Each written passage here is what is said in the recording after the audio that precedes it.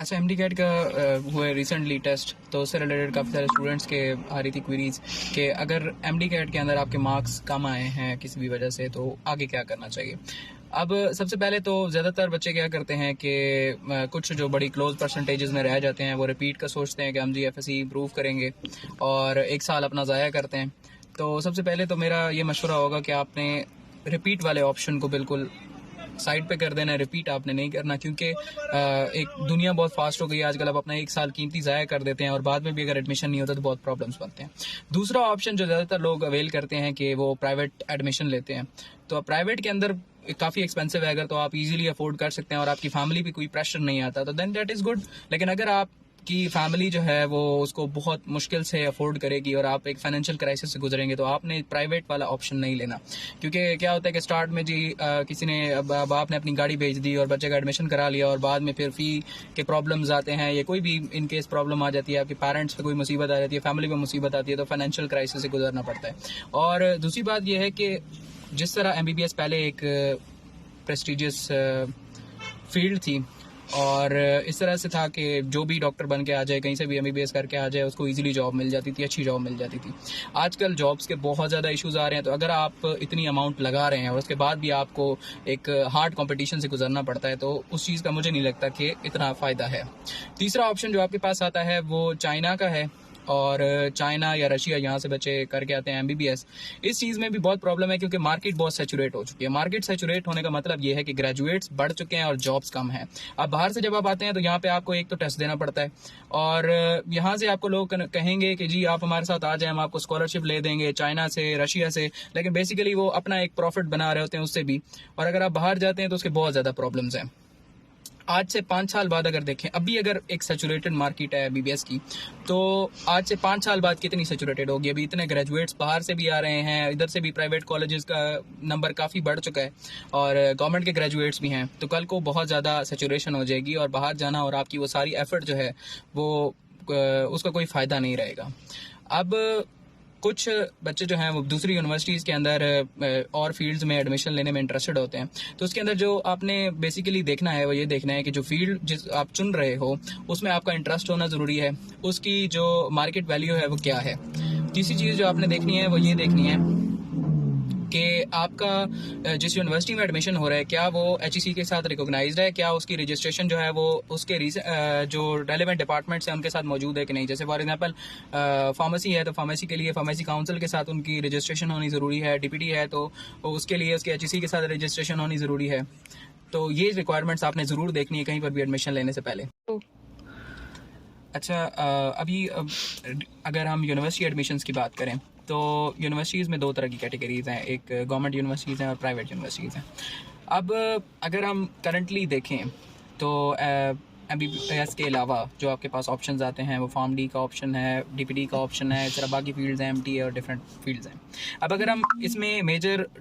Domains को देखें जैसे फार्मेसी है या डीपीटी है तो प्राइवेट यूनिवर्सिटीज़ की फ़ीस बहुत ज़्यादा है और अगर आज कि आप मार्केट देखें तो जॉब्स उस तरह से नहीं है, पेज उस तरह से नहीं है, बहुत ज़्यादा प्रॉब्लम्स है। तो अगर आपके एफएससी में मार्क्स अच्छे हैं तो कोशिश करें कि आप गवर्नमेंट यूनिवर्सिटीज़ को प्रेफर करें, गवर्नमेंट यूनिवर्सिटी में एडमिशन लें। उस चीज़ का आपको फ़ायदा ये होगा कि आपके ऊपर कोई भी फाइनेंशियल बर्डन नहीं आएगा, आपकी फैमिली के ऊपर फाइनेंशियल बर्डन नहीं आएगा। बहुत सारे बच्चे ऐसे देखे हैं जो कि पहले साल में एडमिशन ले लेते हैं और फिर बाद में जो है वो अपनी फ़ी अफोर्ड नहीं कर पा रहे होते, बहुत प्रॉब्लम्स आते हैं। प्लस जब आप एक डिग्री के ऊपर इतना पैसा लगा रहे हो कि आप उस पर इतने लाखों लगा रहे हो और बाद में आपको उतना रिपे नहीं होता तो that is also a problem. अब जो तीसरी चीज़ है जो आपने देखनी है वो ये है कि आप ऐसे कोर्सेज़ में हिस्सा लें जो कि आपके इंटरेस्ट के हैं, ऐसे कोर्सेज़ का पार्ट बने जो आपके इंटरेस्ट के हैं। और साइड लाइन, क्योंकि अगर आप देखें तो दुनिया फास्ट हो चुकी है आजकल, ज़्यादातर चीज़ें ऑनलाइन हो चुकी हैं और ऑनलाइन बहुत सारे ऑप्शंस हैं, आपके पास बहुत कुछ आप सीख सकते हो, बहुत सारे स्किल सीख सकते हो। ठीक है कि फ्रीलांसिंग की मार्केट भी सैचुरेटेड है और ऑनलाइन वर्क की मार्केट भी सैचुरेटेड है, बट कंपैरेटिवली जो वहाँ पे आपकी अगर आप वहाँ पे अच्छी परफॉर्मेंस देते हो तो आपको काफ़ी अच्छा उसका रिज़ल्ट भी मिलता है। आपने जिस फील्ड के अंदर भी जाना है कोशिश करनी है कि आपने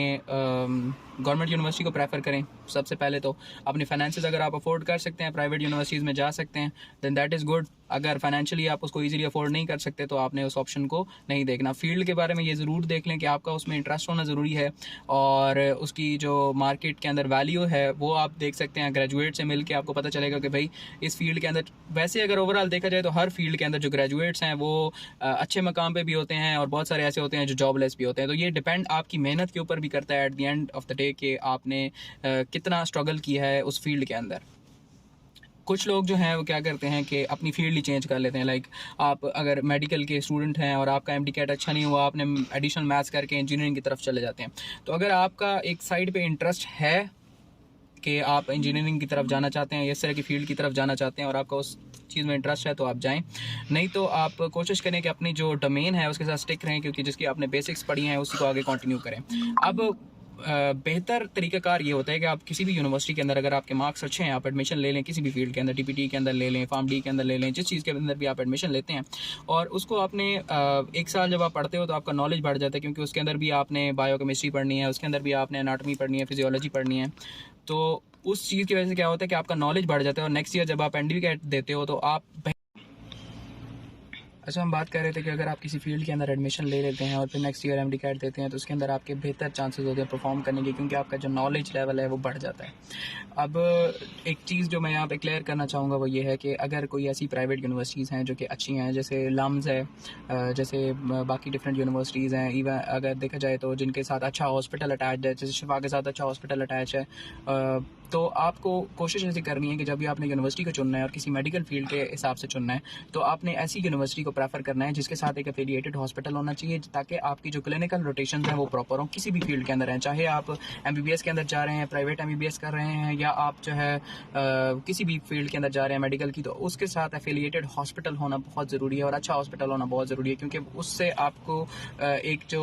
क्लिनिकल एज है, क्लिनिकल आपकी जो स्किल्स हैं वो बढ़ जाती हैं, जिसकी वजह से आपको एज मिलता है बाकी कंपैरेटिवली जो आपके कंपैटिटर्स होते हैं उनके ऊपर। अब अगर आप लोग कोई भी किसी किस्म की काउंसलिंग चाहते हैं, या किसी भी यूनिवर्सिटी के बारे में इंफॉर्मेशन लेना चाहते हैं, किसी भी फील्ड के बारे में इंफॉर्मेशन लेना चाहते हैं, तो apsu.pk के प्लेटफॉर्म पे आप आ सकते हैं और हमसे कांटेक्ट कर सकते हैं। वहाँ पे हमारा व्हाट्सएप नंबर भी है, सारे सोशल मीडिया अकाउंट्स भी हैं, आप आ सकते हैं। हम आपको उस यूनिवर्सिटी के ग्रेजुएट्स के साथ भी, स्टूडेंट्स के साथ भी इंटरेक्ट कराएंगे, उस फील्ड के ग्रेजुएट्स के साथ भी स्टूडेंट्स के साथ इंटरेक्ट कराएंगे, ताकि आपकी बेहतर काउंसलिंग हो सके और आपको ये पता चल सके कि कौन सी फील्ड जो है आपके लिए बेहतर है।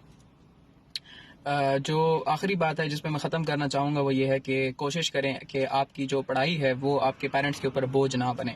क्योंकि अगर आप अपना वो सब कुछ लगा देते हैं और आप पे, और एट दी एंड जो है आप उनको कुछ पे नहीं कर पाते, आप उस तरह से मेहनत नहीं करते, तो उस चीज़ का कोई फ़ायदा नहीं है। जिस भी फील्ड के अंदर जाएँ अपना 100% दें और अच्छे से पढ़ाई करें, क्योंकि यही चीज़ आपको आगे जाके काम आनी है। आप कंपटीशन बहुत ज़्यादा है, और अगर आप जो है वो पहले साल से ही स्टार्ट नहीं लेते और अच्छा परफॉर्म नहीं करते अपनी स्टडीज़ के अंदर, अपने स्किल्स के ऊपर काम नहीं करते, तो उस चीज़ का एट द एंड आपको बहुत नुकसान होता है। क्योंकि आप जब मार्केट के अंदर जाते हैं तो आपके कंपैटिटर्स को बहुत सारी चीज़ें आती होती हैं, उनको बहुत ज़्यादा एज होता है आपके ऊपर, और आप जो है अगर प्रैक्टिकली देखा जाए तो आपके स्किल्स उतने डेवलप नहीं हुए होते। प्लस आपने जहाँ भी एडमिशन लेना है, जिस तरह से भी आप पढ़ना चाह रहे हैं, उसके साथ साथ आपने कोशिश ये करनी है कि अपनी जो एक्टिविटीज़ हैं, अपना जो सोशल इंटरेक्शन है उसको आपने बढ़ाना है, क्योंकि जो सोशल इंटरेक्शन है वो बहुत ज़्यादा इंपॉर्टेंट है। आपकी कम्युनिकेशन स्किल को बढ़ाने में काम आता है। आप डिफरेंट ऑर्गेनाइजेशंस के साथ काम कर सकते हैं, जैसे आप APSU के साथ भी काम कर सकते हैं। हम फ्री एजुकेशनल और वेलफेयर प्रोग्राम्स पे काम कर रहे हैं, तो उस चीज़ का आपको एट दी एंड एडवांटेज ये होता है कि आपका एक कम्युनिटी के साथ इंटरेक्शन बन जाता है और आप बहुत सारी ऐसी चीज़ें सीख लेते हो जो कि नॉर्मल स्टूडेंट्स नहीं सीख पाते। शुक्रिया।